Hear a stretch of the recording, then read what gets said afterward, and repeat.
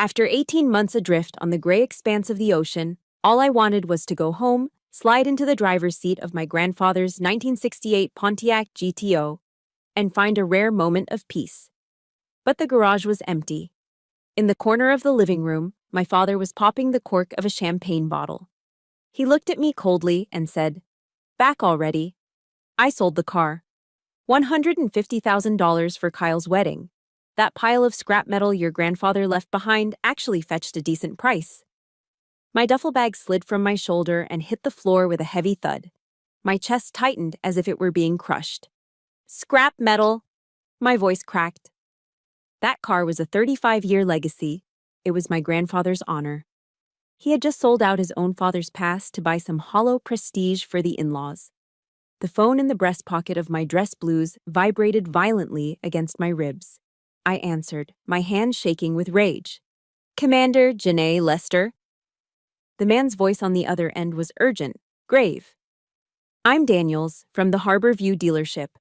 We just found something under the floorboards of the car your father sold. A classified Navy document. You need to get down here. Now." I looked at my father, smiling smugly with the crystal flute in his hand. He had no idea he had just sold a national secret, and my war was just beginning. I stood there, frozen in my dress whites, staring at the man who used to be my father. Robert Lester didn't even flinch under my gaze.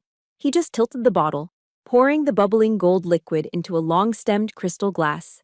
The afternoon sun hit the liquid, making it sparkle, a stark contrast to the dark storm brewing inside me. "Sit down, Janae. Don't give me that funeral face," he said, his words slightly slurred from the midday drinking. "You should be happy for your brother. Kyle's fiancé comes from the family that owns the biggest hotel chain on the East Coast. I can't have my son picking up his bride in a rental. That rusty old thing of your grandfather's finally served a purpose for the family's future."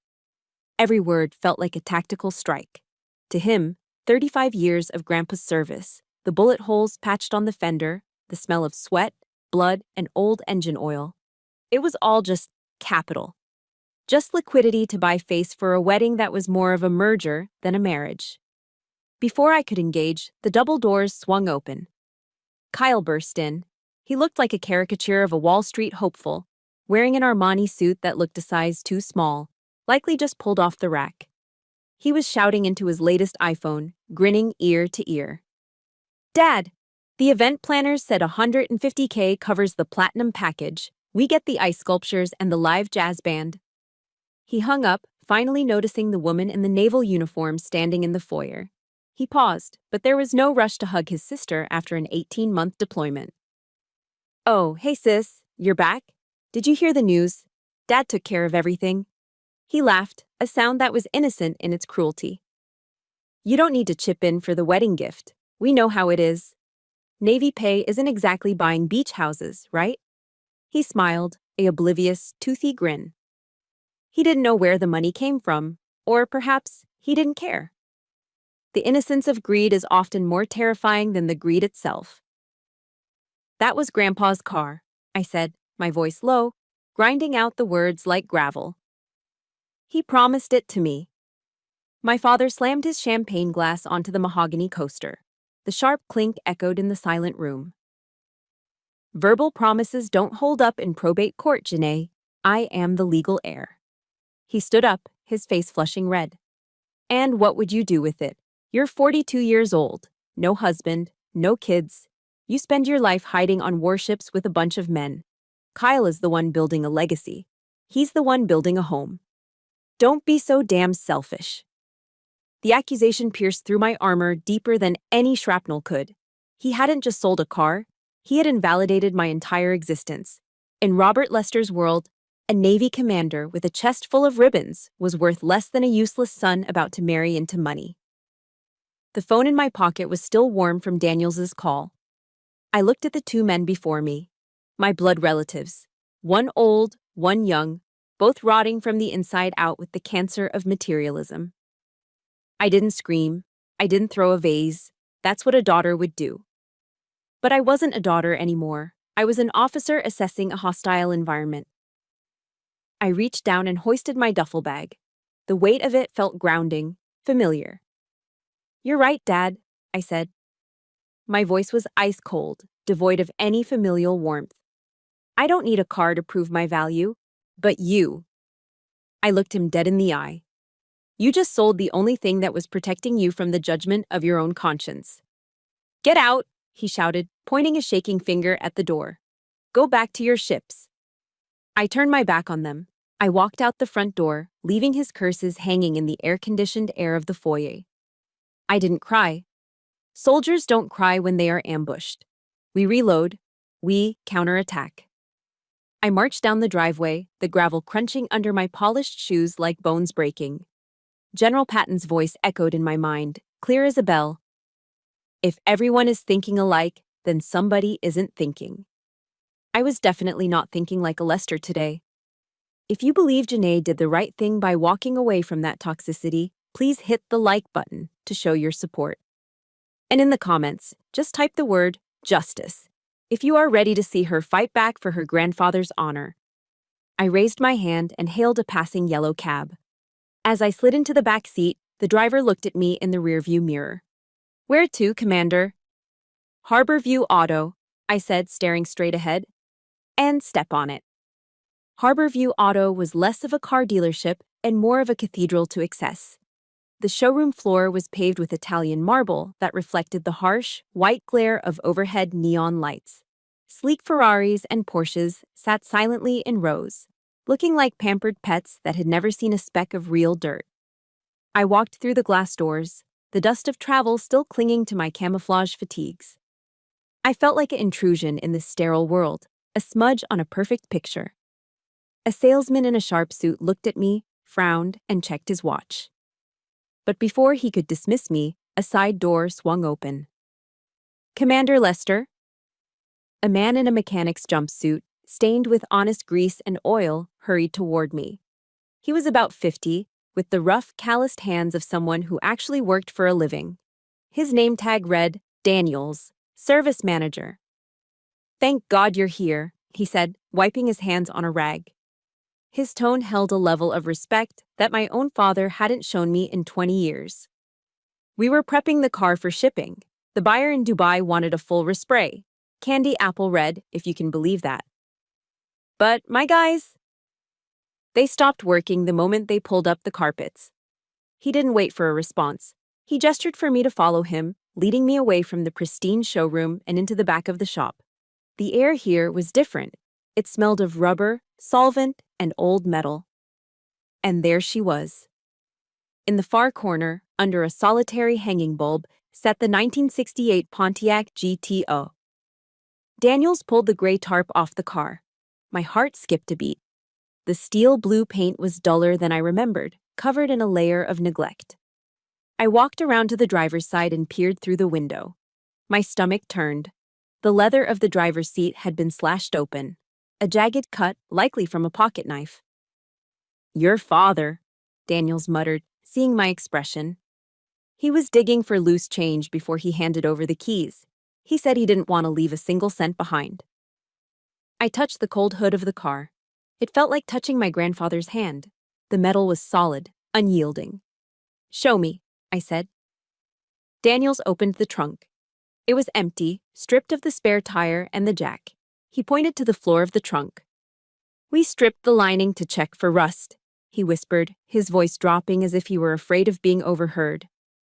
Look at the floor pan depth. We measured it against the GM factory specs for a 68G body. The floor here is raised exactly 2 inches higher than it should be. There's a false bottom, Commander. And it wasn't installed by a local body shop. My mind raced. A false bottom? Grandpa was a master chief, not a smuggler. Or so I thought. Wait, I said, a memory flickering in the back of my mind. The glove box. I moved to the front of the car and yanked the passenger door open. The smell hit me instantly. A mix of stale tobacco, old leather, and cedar wood. It was the scent of my childhood. I popped the latch of the glove box. Empty. Of course, Robert would have thrown away the maintenance logs. But I reached inside anyway, running my fingers along the top edge of the liner. There, hidden beneath the felt, was a small tear. I dug my finger in and felt something cold and metallic. I hooked it and pulled hard. A single dog tag slid out into my palm. The metal was worn smooth, but the embossed letters were still legible. Hayes, John W. USN. Wrapped tightly around the chain was a scrap of yellowed notebook paper. I unfolded it, my hands trembling. The handwriting was jagged, hurried. If you are reading this, the car has been sold. Call the girl. Don't let it fall into enemy hands. Tears pricked my eyes. He knew, I whispered. Grandpa knew that one day his own son would betray him. He had planted this failsafe for me. Commander, Daniels called out from the back. You need to see the fasteners. I walked back to the trunk. Daniels shone a flashlight onto the four corners of the false floor. I've been a mechanic for 30 years, Daniels said. I've never seen screws like this on a civilian vehicle. 5-point star heads with a center pin. Standard screwdrivers won't touch them. These are military-grade ordnance screws from the 60s. I stared at the strange star-shaped screw head. My hand instinctively went to my neck. Hidden under my undershirt, against my skin, I wore a necklace. It wasn't jewelry. It was a tarnished brass key with a cross-shaped handle and a strange, 5-pointed tip. Grandpa had given it to me on his deathbed. His breathing shallow, his grip iron tight on my wrist. Keep it close, Jenny. Never take it off. One day you'll find the lock that fits. I had worn it for 5 years, thinking it was just a sentimental keepsake. I unclasped the chain and pulled the necklace free. The brass felt heavy in my hand. Step back, I told Daniels. I leaned over the trunk. I positioned the tip of the strange key over the first screw head. I held my breath. It slotted in. Perfect. I applied pressure and turned. Click. The sound was sharp and mechanical, echoing through the silent garage. It wasn't just the sound of a screw turning. It was the sound of a lock opening on a history that had been buried for half a century. Holy hell, Daniels breathed. Get the other 3, I ordered, my voice steady, though my pulse was hammering against my collarbone. We are opening this up. The noise of the impact wrench had died down, leaving the garage in a heavy, expectant silence. The only sound was the agonizing screech, screech, screech of metal against metal as I manually turned the final screw. It had been rusted in place for half a century, fighting me every millimeter of the way. Daniel stood over my shoulder, holding a heavy maglite steady, though I could hear his breathing catch in his throat. With one final grunt of effort, the tension released. The screw fell onto the concrete floor with a hollow ping. Immediately, a hidden spring mechanism engaged. The false floor panel of the trunk popped up with a soft hiss, releasing a pocket of air that had been trapped since the Nixon administration. A chill ran over my hands, a spectral coldness rising from the dark recess of the chassis.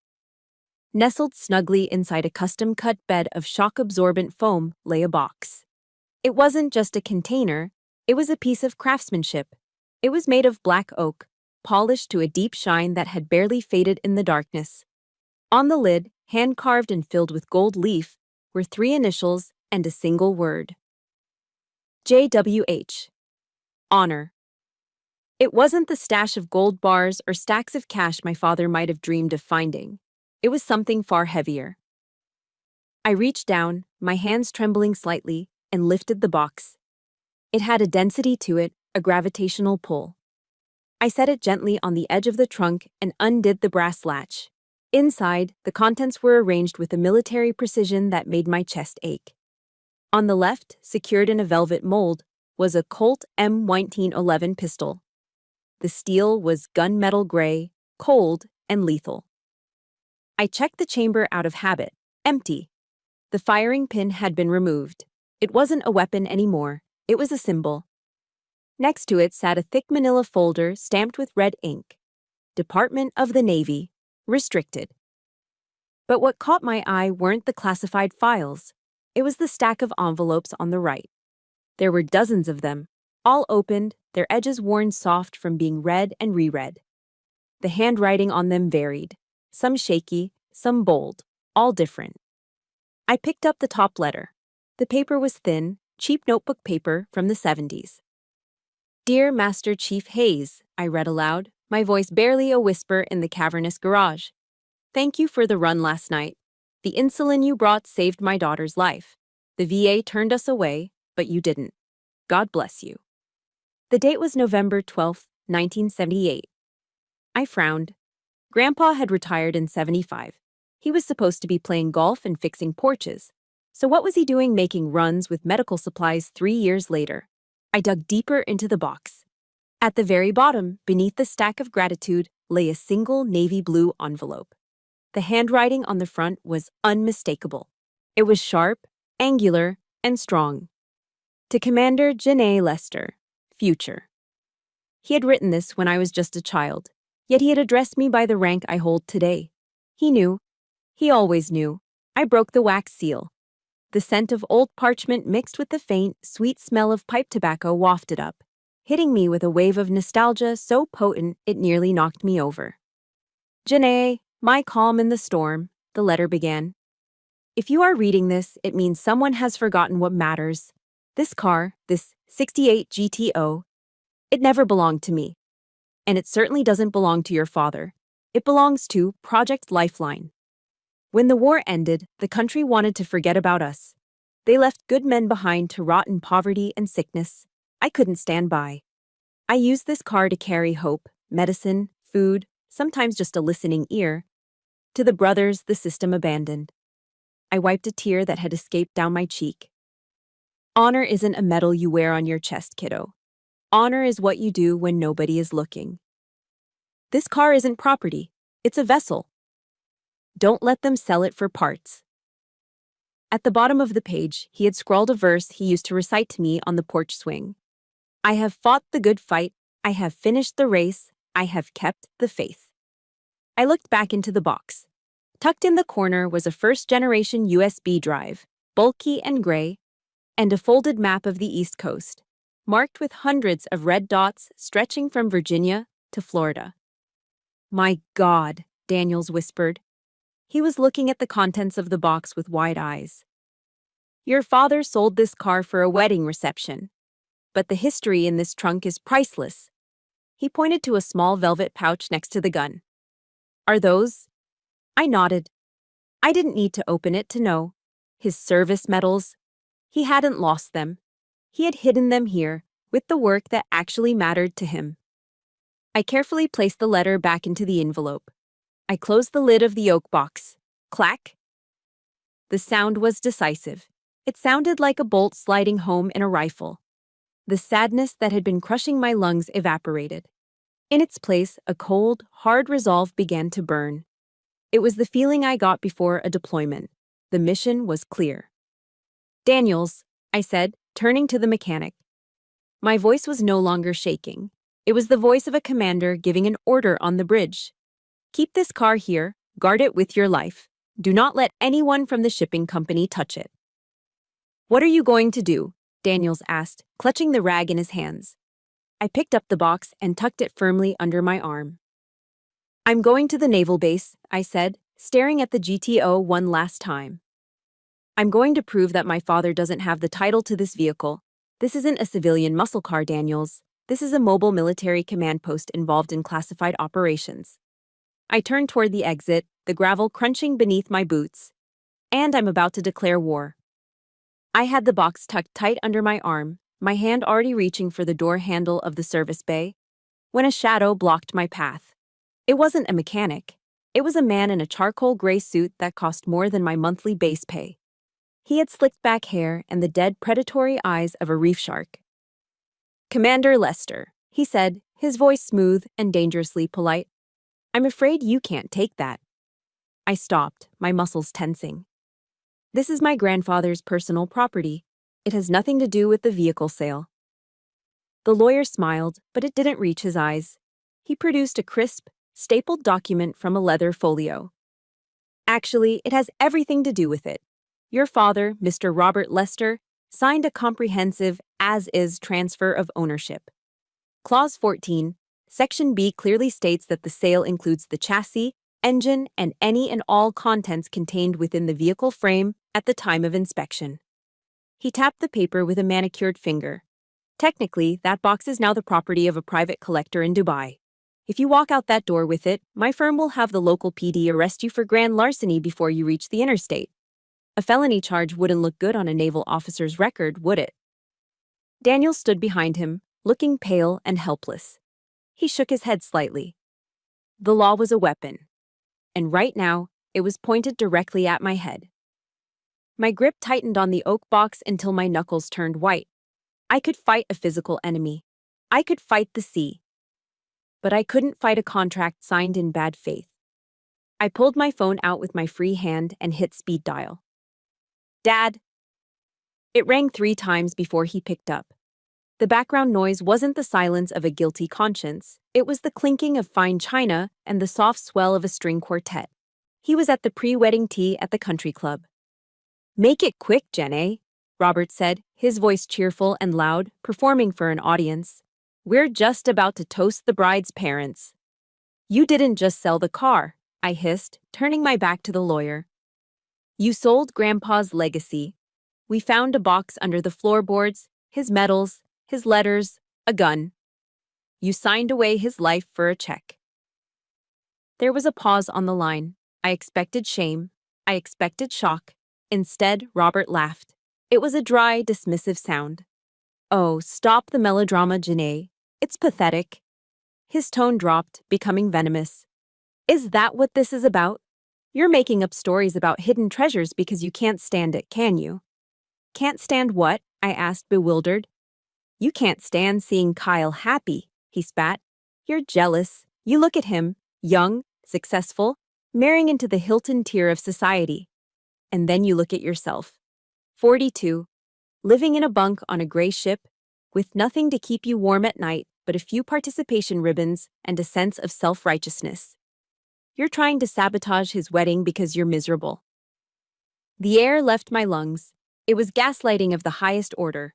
He wasn't just denying the truth, he was rewriting reality to make me the villain in his narrative. "Dad, listen to me. There are classified documents in here." "I don't care if there's the Declaration of Independence in there," Robert shouted, abandoning his public persona. "Listen to me closely. The buyer wired a $50,000 non-refundable deposit this morning. That money is already in the caterer's account. If you blow this deal, I have to pay it back double. And do you know where that money will come from?" I stayed silent, a cold dread pooling in my stomach. "I'll sell the house," he threatened. "The old farmhouse, Mom's garden, your room, all of it. I will liquidate every single memory you have left to pay for your brother's future if you don't back off. Do you want Grandpa to lose his car and his home? Test me, Janae." The line went dead. I lowered the phone. My hand was shaking, not from fear, but from a rage so pure it felt like liquid nitrogen in my veins. He was holding my childhood hostage. He would scorch the earth just to save face. I looked at the lawyer. He was checking his watch, bored. "Well, Commander," the lawyer asked, "the box stays or the police come. Your choice." I closed my eyes for a second. In the tactical world, when you are outgunned and outmaneuvered, you don't charge into machine gun fire. You retreat, you regroup, and you find a different angle of attack. "You win," I said, my voice flat. I walked back to the trunk of the GTO. I placed the black oak box back into its foam cradle. "Smart choice," the lawyer smirked. But as I leaned over the trunk, blocking their view with my body, my hand moved with the speed of a magician. I slipped the thin manila folder containing the restricted file and the bulky gray USB drive out of the box. In one fluid motion, I slid them into the inner breast pocket of my dress jacket. It was seamless. I closed the lid of the box. Clack. I stood up and faced them. I was empty-handed, but I felt heavier. "I'm leaving the box," I said, stepping up to the lawyer until I was invading his personal space. I saw his smirk falter. "But you listen to me, and you listen good. You represent the buyer, which means you are now responsible for this vehicle." I turned to Daniels, making sure he heard this too. "If this car leaves this lot before I return, you won't be dealing with my personal attorney. You will be hearing from the federal military court. Transporting stolen Department of Defense property across state lines is a federal crime, counselor, and ignorance of the cargo is not a defense." I didn't wait for his rebuttal. I spun on my heel and marched out of the service bay. I slammed the heavy steel door behind me, the sound echoing like a gunshot, leaving them standing in the silence of their own greed. I had lost the battle for the car, but I had secured the intelligence. Now, I just needed to decode it. I drove the rental sedan like I was qualifying for a NASCAR race, weaving through the heavy afternoon traffic on I-64. My destination was Naval Station Norfolk, the largest naval base in the world and the only place on Earth where I felt truly understood. At the main gate, the master-at-arms scanned my ID. The familiar beep and his sharp salute grounded me. Behind those fences lay rows of gray destroyers and carriers, massive, lethal, and honest. Unlike the suburbs I had just left, nothing here was pretending to be something it wasn't. 10 minutes later, I was in the sterile, fluorescent-lit office of Lieutenant Grace Miller. Grace was a rising star in the Judge Advocate General's Corps, JAG. She was 30 years old, sharp as a tack, with hair pulled back in a bun so tight it looked painful. She was the only person in legal who didn't look at me like a dinosaur for valuing tradition. "Commander," she said, eyeing the bulky gray USB drive I had placed on her desk like it was a live grenade. "You know the regulations on unverified peripherals. If I plug that into the network, Cyber Command will have a SWAT team here in 5 minutes." "It's not from a foreign actor, Grace," I said, my voice low. "It's from Master Chief John Hayes." Grace paused. In the Norfolk Navy community, the name Hayes was something of a quiet legend. He was the kind of NCO who trained admirals when they were just ensigns. "The Master Chief?" she asked, her demeanor softening. "He left this for me. I need to know what's on it, off the grid." Grace sighed, but she stood up and walked to a standalone terminal in the corner, an air-gapped machine used for analyzing quarantined data. She plugged the drive in. The screen didn't load a modern Windows interface. Instead, it flickered, and a black box appeared with blinking green ASCII text. It looked like something out of a Cold War movie. "Project Lifeline, Eyes-Only Authentication. Hayes, J.W." "What in the world?" Grace muttered, typing in a command line. Files began to unspool on the screen. It wasn't a weapon blueprint or a spy roster. It was a logbook. Hundreds of entries dating from 1975 to 1985. "It's a ghost fleet," I whispered, realizing what I was looking at. "Project Lifeline," Grace read aloud, scanning the summary. It wasn't an official combat operation. It was a black-budget humanitarian network. She looked up at me, eyes wide. "Janae, look at this." After Vietnam, when the vets came home, a lot of them didn't trust the VA hospitals. They were sick, addicted, or wounded. And they were hiding in the backwoods of Virginia and the Carolinas. The government forgot them. But Grandpa didn't, I finished for her. The logs detailed midnight runs, deliveries of penicillin, morphine, food rations, and even transport for underground doctors to treat veterans who had fallen through the cracks of society. And the primary transport vehicle listed for the Mid-Atlantic region was a high-speed interceptor. "The GTO," Grace said, pointing to a scanned PDF file. "Look at the procurement invoice." She opened the file. It was a faded, grainy scan of a bill of sale from 1968. But the buyer field didn't say John Hayes. It read, "Department of the Navy, Emergency Relief Fund, Special Assets Division. Authorized, Custodian, Master Chief J.W. Hayes. Status, Indefinite Deployment." Grace spun her chair around, a triumphant grin breaking her professional mask. "There it is, the smoking gun. Your father didn't inherit that car because your grandfather never legally owned it. He was the custodian. That vehicle was purchased with Navy black funds for covert domestic support. Technically, it is still active government property that was never decommissioned." My heart hammered against my ribs. "So, Robert's selling it." "Is theft of government property," Grace finished, "and trafficking in stolen military assets. We can shut this sale down. We can impound the car." "Print it," I ordered. "Wait," Grace said, her smile fading as she looked at the date stamps. "Janae, hold on. This invoice is over 50 years old. The emergency relief fund that bought it was dissolved in the 90s. If we take this to a civilian judge tomorrow to stop the wedding money, your father's lawyers will argue it's a clerical error or that the car was gifted upon retirement. They'll tie this up in probate for years. The car will be in Dubai before we get a court order. I felt the air leave the room. I don't have years. I have less than 24 hours. We need corroboration, Grace said, typing furiously. We need a living witness. Someone who can stand in front of a judge or a police officer and testify that this car was used for official duty under Project Lifeline, not just grocery runs. She pulled up the personnel roster associated with the project. Next to most names, there was a red, deceased tag. It was a generation that was dying out. Dead. Dead. Dead. Grace scrolled down. Then her finger stopped. Here, she said. Lieutenant Robert Thompson. He was listed as a field medic who rode shotgun on the runs between 78 and 80. I leaned in. The status next to his name was inactive, living. Where is he? I asked. Grace clicked on the profile. Last known address updated by his pension fund 6 months ago. He's in a brooding little coastal town called Clearwater Shores. I checked the map in my head. Clearwater Shores was a forgotten fishing village about 40 minutes north of here. He's alive, I said, grabbing the printout of the invoice. And he's close.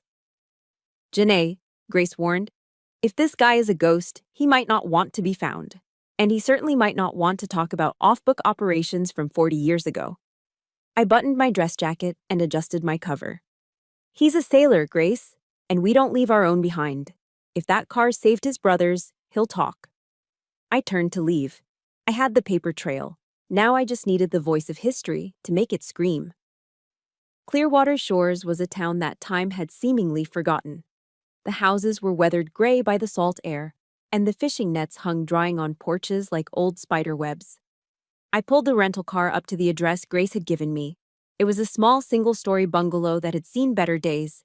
The white paint was peeling in long strips, revealing the gray wood underneath, and the roof sagged slightly in the middle. But there was one thing about the property that was immaculate. Right by the front door, flying from a freshly painted pole, was the American flag. It wasn't tattered or faded. It was crisp, bright, and ironed flat, snapping proudly in the ocean breeze. In the small yard, an elderly African-American man sat in a wheelchair, carefully watering a bed of marigolds with a garden hose. One of his pant legs was pinned up just below the knee. I stepped out of the car, adjusting my uniform. The gravel crunched under my boots, and the sound made him look up. He squinted against the dying afternoon sun, his eyes scanning me from my polished shoes to the ribbons on my chest. Finally, his gaze locked onto the black name tag. Lester. He turned off the hose nozzle. The silence between us was heavy with the sound of distant seagulls. You have his eyes, he said. His voice was raspy, like sandpaper over wood. Steely blue, just like the car. I walked closer, stopping at the edge of the flower bed. Lieutenant Thompson.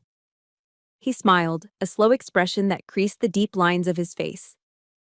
I haven't been a lieutenant in 40 years, ma'am. Just Bob. And you? You must be little Janae.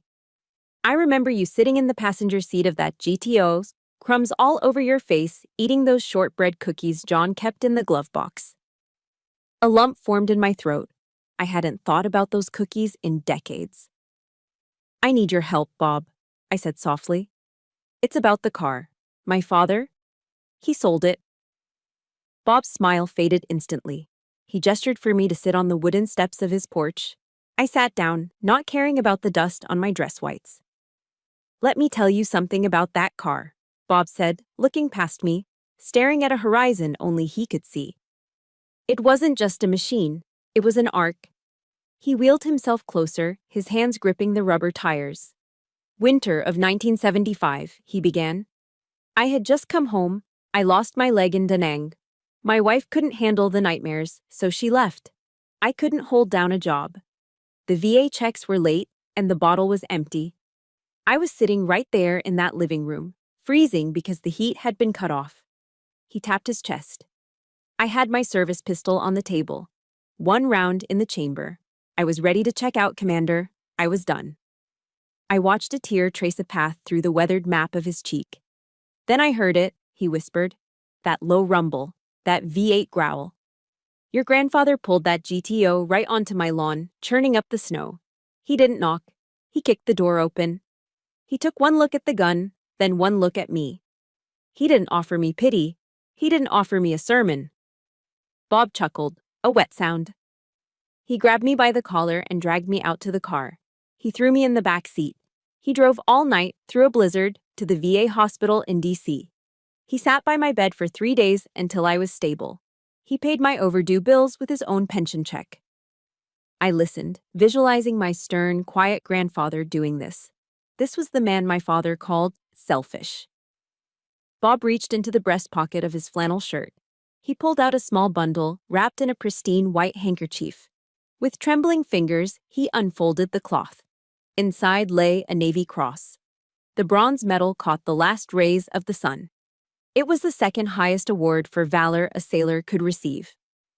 A few years later, I fell on hard times again, Bob said, running his thumb over the medal. I pawned this. I sold my honor for rent money. I was ashamed. He looked me dead in the eye. John found out. He went to the pawn shop and bought it back. He drove it down here and put it in my hand. He looked at me and said, Bob, you can sell your house, you can sell your car, but you never, ever sell your honor. That's the only thing you take with you when you go. The words hung in the air, vibrating with truth. My father was doing the exact opposite. He was selling honor to buy a house, or at least to save one. He was trading the eternal for the temporary. Bob wrapped the medal back up with the care of a mother swaddling an infant. He reached out and took my hand. His grip was surprisingly strong. That car is a holy vessel, Commander, he said intensely. It carried men who were broken and made them whole again. It carried hope when the government only sent paperwork. You can't let it become a trophy for some rich man who doesn't know the cost of freedom. I stood up. The doubt that had been nagging at me, the fear that I was being unreasonable, that I was just a bitter, lonely daughter, vanished completely. I wasn't fighting for a car, I was fighting for Bob. I was fighting for the thousands of miles that GTO had driven to save lives. I placed my hand on Bob's shoulder. I swear to you, Bob, I said, my voice steady and fierce. That car isn't going anywhere. Tomorrow is my brother's wedding, and I'm going to crash it. I'm going to get that car back, not with money, but with the truth. Bob nodded, leaning back in his chair. Give him hell, Commander. I turned and walked back to my car as the sun dipped below the ocean, painting the sky in streaks of blood orange and violet. Tomorrow, there would be champagne, flowers, and expensive suits. And I would be bringing the storm. I pulled my rental car into the long, winding driveway of the Lester estate. The house was blazing with light, every window glowing against the night sky like a cruise ship in the middle of a dark ocean. Inside, the atmosphere was frantic. The rehearsal dinner had apparently moved back to the house. Caterers were rushing through the hallway with trays of hors d'oeuvres, and the smell of expensive lilies, so overpowering it almost smelled like a funeral parlor, choked the air. In the center of the living room, Kyle was standing on a footstool while a tailor made last-minute adjustments to his tuxedo. He looked like a prince being prepped for his coronation. Careful with the inseam. Kyle laughed, holding a glass of scotch. My father, Robert, was directing a florist on where to place a massive archway of white roses. When the front door clicked shut behind me, he turned. The smile dropped from his face instantly. The temperature in the room seemed to plummet 10 degrees. Everyone out, Robert said. His voice wasn't loud, but it was absolute. But Dad, the tailor isn't done, Kyle started. I said out, Robert roared, his face flushing a dangerous shade of crimson. The staff scrambled. Kyle gave me a confused, annoyed look, hopped off the stool, and scurried into the kitchen.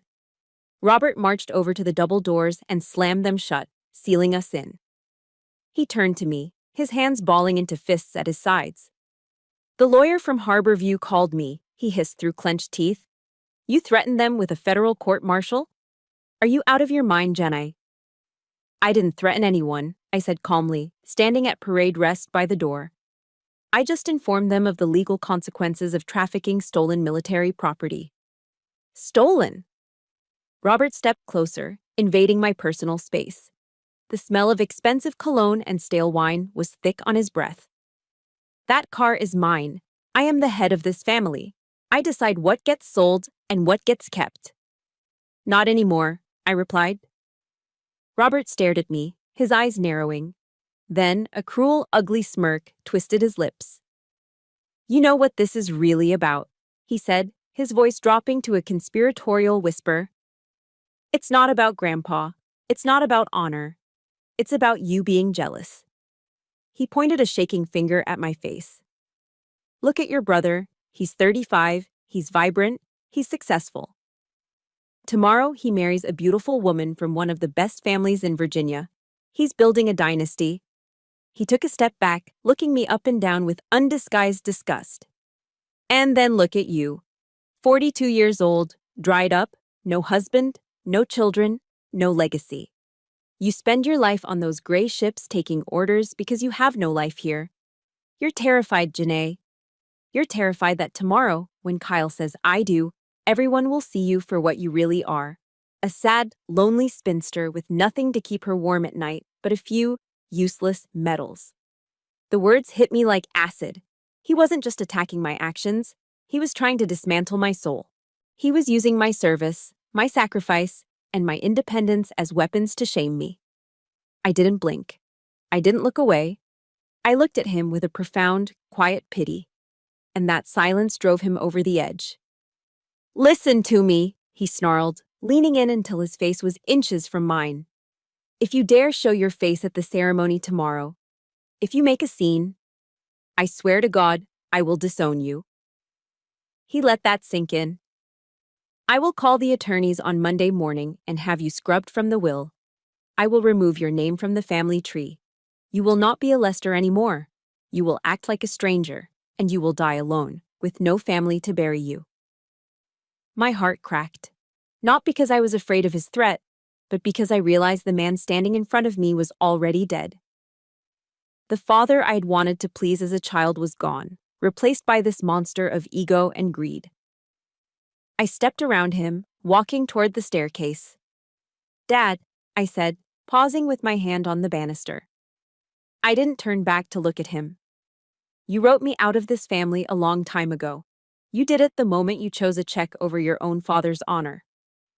Don't you walk away from me, he screamed. I'll be there tomorrow, I said, my voice echoing in the large foyer. Not to ruin your party, but to return the truth to this house. I walked up the stairs, leaving his shouting behind me. I entered the guest room, my old room, and locked the door. My hands were shaking slightly, but my mind was clear. I walked to the closet and pulled off the plastic cover. Hanging there was my dress white uniform. The fabric was pristine, sharp, and commanding. The gold stripes on the shoulder boards caught the light. It wasn't just clothing, it was armor. If you think Robert went too far by threatening to disown his own daughter for protecting her grandfather's legacy, hit that like button right now. And tell me in the comments, would you show up to that wedding if you were Janae? Type yes if you would stand and fight. I reached out and touched the fabric. Tomorrow I wasn't going to be the daughter. I wasn't going to be the sister. I was going to be the commander. And I was going to war. The grand ballroom of the Chesapeake Bay Yacht Club was a vision of excessive opulence. Floor-to-ceiling windows offered a panoramic view of the harbor, where million-dollar vessels bobbed gently in the twilight. Inside, the air was thick with the scent of imported white orchids, thousands of them, cascading from the ceiling like a floral waterfall. My father, Robert, stood at the podium, bathed in the warm glow of the spotlight. He looked every inch the benevolent patriarch in his custom tuxedo, holding a glass of 1982 Bordeaux aloft. To my son, Kyle, Robert beamed, his voice amplified by the sound system. And to his beautiful bride, Sarah. The Lester family has always valued tradition. We value legacy. And to honor this union, I am proud to gift the happy couple a check for $150,000, a small nest egg to start their dynasty. Applause rippled through the room. The guests, senators, CEOs, and local socialites nodded in approval. At the head table, Sarah's father, a silver-haired man with a spine as stiff as a steel rod, clapped politely. He was a retired Air Force colonel, a man I'd always respected from a distance. Robert soaked in the adulation, unaware that the ground beneath him was about to crumble. At the back of the room, the double mahogany doors swung open with a heavy thud. The chatter didn't die down instantly. It rippled away like a receding wave as heads turned. I stepped into the ballroom. I wasn't wearing the dusty fatigues of a traveler anymore. I was wearing my service dress whites. The high collar, the choker, was stiff and pristine.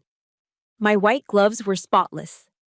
On my left chest, rows of colorful ribbons told the story of 20 years of service, of deployments to the Gulf and the Pacific. But the most commanding object wasn't my uniform.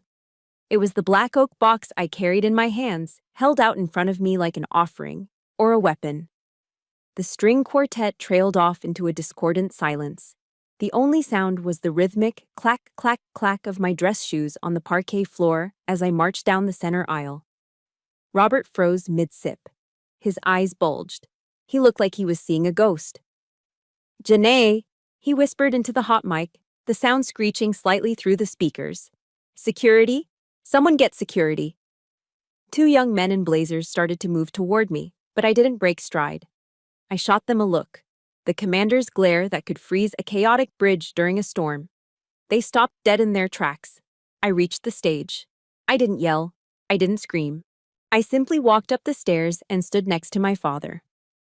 I placed the black box on the podium, right next to his wine glass. I reached over and took the microphone from his limp hand. "I apologize for the interruption," I said. My voice was calm, projecting with the authority of someone used to giving orders over the roar of jet engines. "But there is a correction that needs to be made to the record." I looked out at the sea of stunned faces. The $150,000 my father just pledged to this wedding is not his to give. It is blood money. A collective gasp went through the room. Robert grabbed my arm. "You are drunk. You are insane. Get off this stage."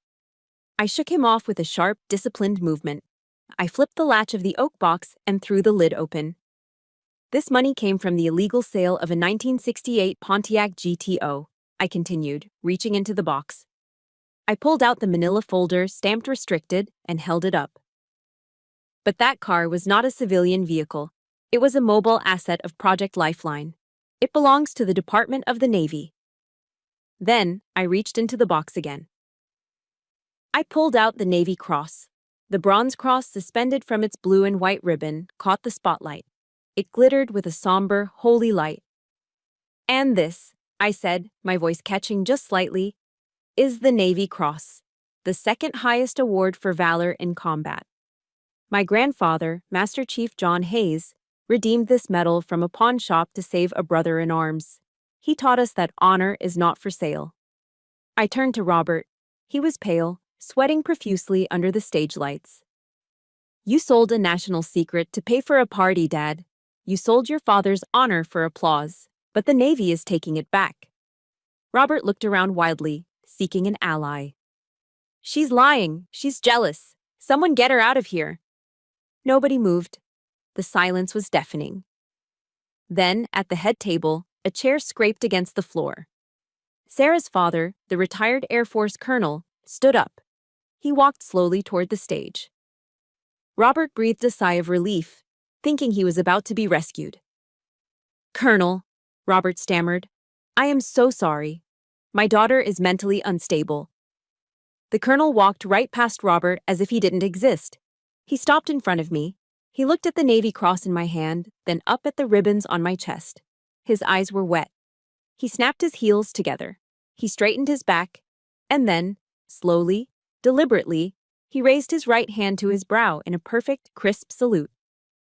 "Commander," the colonel said, his voice thick with emotion, "thank you for protecting the line." It was the spark that ignited the powder keg. Across the room, chairs scraped back. One by one, men and women stood up. Some were old, leaning on canes. Some were young. They were veterans. They recognized the uniform. They recognized the sacrifice.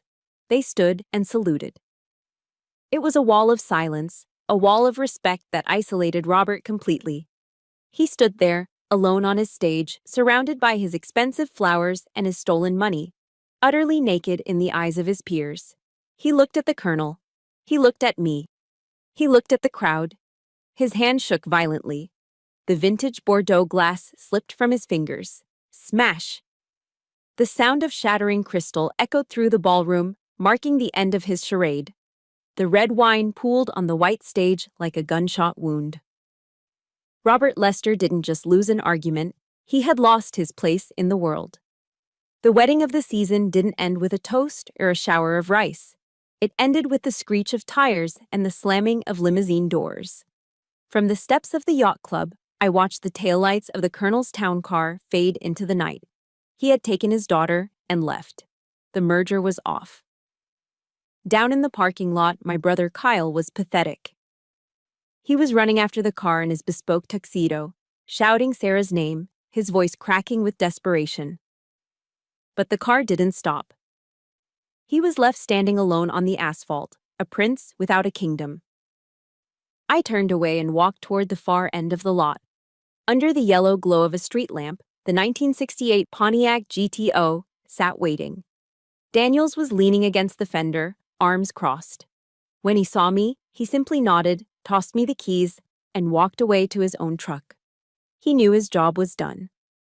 I heard heavy, dragging footsteps behind me. Robert Lester emerged from the shadows. He looked like a man who had aged 10 years in the span of an hour. His bow tie was undone, hanging loosely around his neck like a noose. The arrogance that usually held his spine straight had evaporated, leaving him slumped and defeated. He stopped a few feet away, looking at the car. He didn't look at me. "Janae." His voice was brittle, trembling. I'm sorry. I was wrong." I turned slowly, keys jingling in my hand. I didn't offer him a comforting smile. I didn't rush to hug him. That would have been a lie, and we were done with lies. "You're not sorry, Dad," I said, my voice calm but unyielding. "You're just sorry you got caught. You're sorry that the colonel saw who you really are, and you're sorry that you lost face in front of the country club set." He flinched as if I had struck him. He opened his mouth to argue, but closed it again. He knew I was right. "You spent your whole life chasing things that rust and rot," I continued, stepping closer. "You wanted the prestige, the connections, the money. And look where it got you. You have no money. Your honor is in tatters, and you just watched your son beg for a life he didn't earn." Robert looked down at his polished shoes. A single tear tracked through the sweat on his forehead. "I just wanted to secure the future." "You don't secure a future by selling the past," I said. I unlocked the passenger door of the GTO. "Get in," I ordered. "I'm taking you home."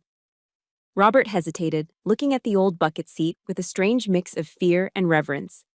Then, slowly, he lowered himself into the car. I slid into the driver's seat. It felt like coming home. The smell of the cabin, gasoline, vinyl, and cedar was a sanctuary. I turned the key. The 400 cubic inch V8 engine roared to life. It wasn't a polite, modern hum. It was a deep, guttural growl that vibrated through the chassis and straight into your bones. It was the heartbeat of a different era. The drive back to the estate was silent. I didn't turn on the radio. The only sound was the engine and the wind rushing past the open windows. I glanced over at Robert. He wasn't looking at his phone. He wasn't scheming. He was running his hand along the dashboard, his fingers tracing the cracks in the vinyl. He looked at the glove box where the letters had been hidden for 40 years. "He drove me to baseball practice in this car," Robert whispered, his voice barely audible over the engine. "I forgot what it smelled like. I forgot him." "He never forgot you," I said, eyes on the road. "Even when you disappointed him, he kept the car. He kept the memories. You were the one who tried to erase them." Robert slumped back against the seat, closing his eyes. For the first time in my life, he looked small. He wasn't the titan of industry or the domineering father. He was just a lonely old man riding in his dead father's car. I pulled into the driveway of the estate. The house was dark now. The caterers had packed up and left. The grand archway of white roses looked ghostly in the moonlight. I cut the engine. The silence that followed was heavy. "So," Robert said, not moving to get out. "What happens now? The buyer? The deposit?" "The car is leaving tonight," I said firmly. "I've already arranged it with Daniels. It's being transported to the National Naval Aviation Museum in Pensacola. They have a wing dedicated to logistics and support operations. It will be preserved as a historical artifact of Project Lifeline." Robert nodded slowly. "And the $50,000. I don't have the liquidity to pay it back, Janae. You know that." He looked at me, a flicker of the old expectation in his eyes. The expectation that I would fix his mess, that I would bail him out like a good daughter. I looked him dead in the eye. "Then you better start selling," I said. "Selling what?" "Your wine collection," I replied. "The vintage Bordeaux, the Napa cabs. You have at least $60,000 worth of wine in that cellar collecting dust. Liquidate it, pay the buyer back." "But that collection took me 20 years to build," he stammered. "And it took Grandpa 30 years to build his reputation," I countered. "You were willing to sell his legacy for a party. Now you can sell your hobby to pay for your mistake." I leaned across and opened his door. "I'm not saving you this time, Dad. That's the price of honor. You have to pay your own way." Robert stared at me. For a second, I thought he would explode. But then, his shoulders dropped. He looked at the house, his big, empty, expensive house, and then back at me. He saw the resolve in my eyes, the same resolve his father had possessed.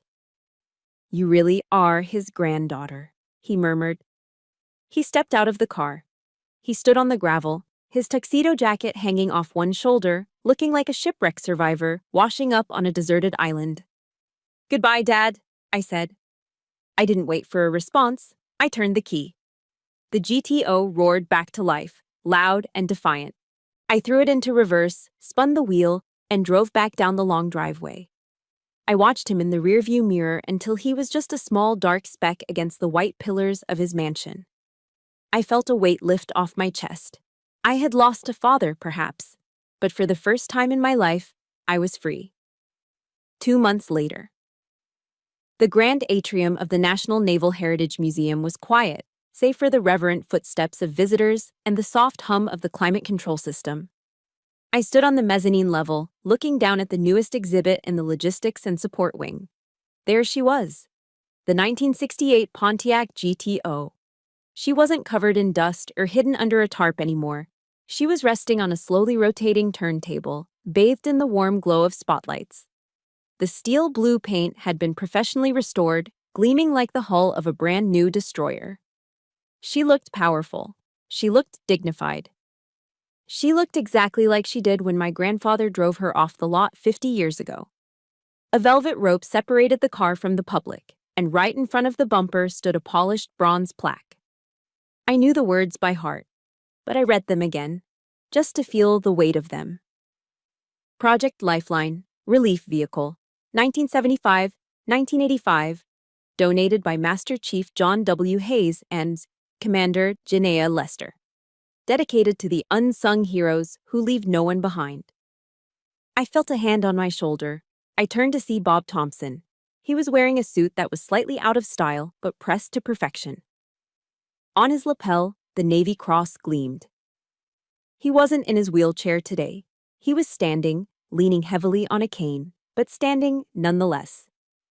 He would have hated all this fuss, Bob chuckled, his voice raspy and warm. John liked to operate in the shadows. Maybe, I smiled, but he deserved the spotlight. Next to Bob stood Grace Miller, who had traded her uniform for a sharp civilian blazer, and Daniels. The mechanic looked uncomfortable in a tie, pulling at his collar, but his eyes were shining with pride as he watched the car, his handiwork, rotate for the crowd. I looked at them. An old field medic, a young JAG lawyer, and a grease-stained mechanic. We shared no blood. We shared no last name. But as we stood there guarding the memory of a man who saved lives, I realized the truth. This was my family. They were the people who understood that value isn't printed on a bank statement. It is etched in your actions, My father wasn't here. Robert was currently 300 miles away, in the middle of a chaotic move. He had listed the estate for sale the week after the wedding imploded. He was downsizing to a 2-bedroom condo in the city. He was selling the wine collection, the country club membership, and the facade he had spent decades maintaining. We spoke briefly on the phone yesterday. He sounded tired, but lighter. He was learning how to cook for himself. He was learning how to live within his means. It was a harsh punishment, yes, but it was also a second chance. For the first time, Robert Lester was building a life based on reality, not debt. "Commander," Grace asked gently, "the director wants to take a photo for the newsletter." "In a minute," I said. I reached into the breast pocket of my uniform. My fingers brushed against two things. The first was the cold metal of my grandfather's dog tag. The second was a small folded scrap of paper. I hadn't found it in the black box. I'd found it the day we shipped the car, tucked deep inside the vintage chrome ashtray in the dashboard. A place my father never looked because he hated smoking. I pulled it out and unfolded it one last time. The ink was faded, but the message was clear. "Janae, you are my greatest pride. The car is just metal and rubber. You are the engine. Keep driving. Don't stop." I took a deep breath, fighting back the sting of happy tears. For so long, I thought I needed the car to prove I was his granddaughter. I thought I needed it to validate my existence against my father's judgment. But Grandpa knew better. He knew the car was just a vessel. The compass wasn't in the dashboard. It was in my chest. I folded the note and tucked it back over my heart. "I'm ready," I told my family. We took the photo. We shook hands with the museum staff. We said our goodbyes to the GTO, leaving her to tell her story to the next generation. I walked out of the museum's heavy glass doors and into the bright, blinding afternoon sun of Pensacola. The air smelled of salt water and jet fuel, the smell of the Navy. It filled my lungs, expanding my chest. I pulled out my phone and dialed the number for personnel command. "This is Commander Lester," I said, my voice strong and steady. "Reporting in, I'm ready for my next assignment." "Copy that, Commander. We have a ship deploying to the Pacific. Can you be ready in 48 hours? I looked at the horizon, where the blue of the sky met the blue of the ocean. I didn't have a mansion to go back to. I didn't have a muscle car in the garage, but I had my honor. I had my truth. And I was free. "I was born ready," I said. I hung up the phone and started walking. I didn't look back. I walked straight toward the sun, marching into the rest of my life. Looking back on this journey, I've realized a powerful truth that I want to share with you. Integrity is the only currency that never devalues. My father spent his entire life trying to secure a financial legacy, but in doing so, he bankrupted his own soul. I know how scary it is to be the black sheep, to stand alone against the people who raised you. But I learned that true family isn't defined by blood. It is defined by shared values. Please, never trade your conscience for approval. It is better to walk alone in the light of truth than to sit in a crowded room built on lies. Your honor is yours alone. Protect it. Now, I want to turn this over to you. My war is over, but I know many of you are fighting your own battles right now.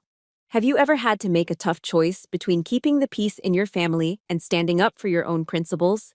It is never easy, but your story matters to me. If my courage gave you even a little bit of strength today, please hit that subscribe button to support this channel. And do me a huge favor. Drop a comment below with the word honor if you are ready to stand tall in your own life. Thank you for listening to my truth.